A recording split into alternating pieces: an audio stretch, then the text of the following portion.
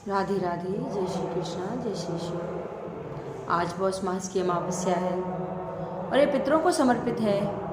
इस दिन अगर पीपल को सींचते हैं, उसमें दूध और चीनी तेल डालकर पितरों को सींचने से, पीपल को सींचने से पितरों का तर्पण होता है और तर्पण से पितर तृप्त हो जाते हैं और घर में सुख शांति आती है। इस दिन गाय को रोटी खिलानी चाहिए, हरा चारा खिलाना चाहिए और कौओं को रोटी दाने खिलाने चाहिए। चींटियों को शक्कर मिलाकर और पंजीरी भूनकर उसमें घी थोड़ा मिलाकर चींटियों को भोजन कराना चाहिए। और मछलियों को अगर हम आटे की बनी गोलियां डालते हैं तो उससे हमारे घर में जो भी ग्रह कलेश होते हैं वो शांत हो जाते हैं और लक्ष्मी का वास होता है। हवन आदि क्रिया कराएं। किसी सुयोग पंडित को अगर हवन कराते हैं और उसको ब्राह्मणी को भोजन कराते हैं तो इससे भी हमारे पितृ शांति होती है और पितृ दोष हट जाता है और जब पितृ खुश होते हैं तो घर में सुख शांति और लक्ष्मी का वास अपने आप ही आ जाता है। अमावस के दिन हमेशा ध्यान रखें, कुछ ना कुछ दान करते रहना चाहिए। जो भी हम दान क्रिया आदि करते हैं वो सारी हमारे पितरों को समर्पित होती है। इसी पर एक पौराणिक कथा जो सदियों से चली आ रही है। एक राज्य था, उसमें एक राजा रानी रहते थे और रानी सुखनी अमावस्या का व्रत किया करती थी। अमावस्या का व्रत करती तो घर में उसकी सुख शांति थी। तो एक दिन क्या होता है कि पड़ोस में और एक रोने की आवाज़ आती है। तो रानी राजा से पूछती है कि राजा साहब क्या हुआ, ये क्यों दुखी है।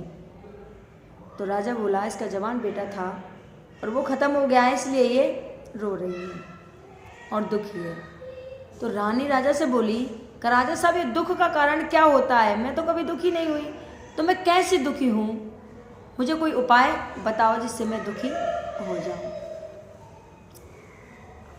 तो राजा बोला कि आप क्यों सुख में विपत्ति क्यों मांग रही है और क्यों दुखी होना चाहती है। कि नहीं राजा साहब मुझे दुख चाहिए और मैं दुखी होना चाहती हूँ और अगर दुखी होंगी तो मेरी आंखों से आंसू आएंगे तो मैं भी रोना चाहती हूँ। तो राजा बड़ा संशय में पड़ गया कि कोई तो सुख मांगता है और हमारी रानी क्या है कि दुख मांग रही है। तो राजा बोला कैसा करना, और आप का एक लड़का है और आप उसको जहर खिला दो और वो मर जाएगा तो अपने आप रो लोगी। गुस्से में कह के राजा और चला जाता है। तो रानी वही काम करती है, हलवा बनाती है और उसमें जहर मिला देती है और अपने बेटे को खिला देती है। जैसे ही बेटा उस हलवे को खाता है और वो जहर अमृत में परिवर्तित हो जाता है और उसका बेटा बच जाता है। फिर राजा आता है कि राजा साहब ये तो नहीं मरा, मैं तो दुखी नहीं हुई और बताओ मैं कैसे दुखी हूँ, मैं तो दुखी होना चाहती हूँ, रोना चाहती हूँ।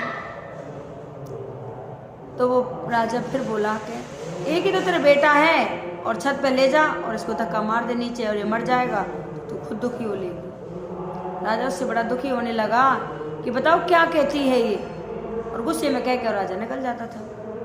और उसने ऐसा ही किया, अपने बेटे को ऊपर ले गई और छत से नीचे गिर दिया।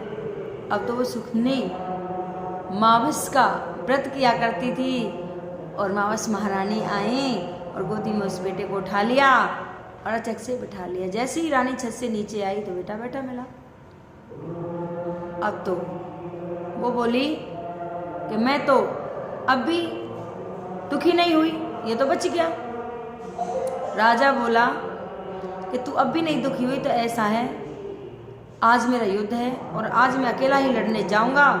सामने जो राजा मेरे से लड़ने आ रहा है वो अपनी पूरी सेना के साथ आ रहा है और ऐसा है जब मैं अकेला जाऊंगा तो मैं मर जाऊंगा तो तू खुद ही रो लेगी, खुद दुखी हो लेगी। अब तो राजा अकेला ही गुस्सा में निकल जाता है और लड़के और वहाँ से आता है तो विजय हो जाता है। राजा आया और रानी बोली कि राजा साहब आप तो आ गए, अब मैं कैसे रहूं? आप तो विजय होके आ गए और मैं कैसे रहूं? तो एक पंडित को बुलाया कि क्या कारण है, और जो ये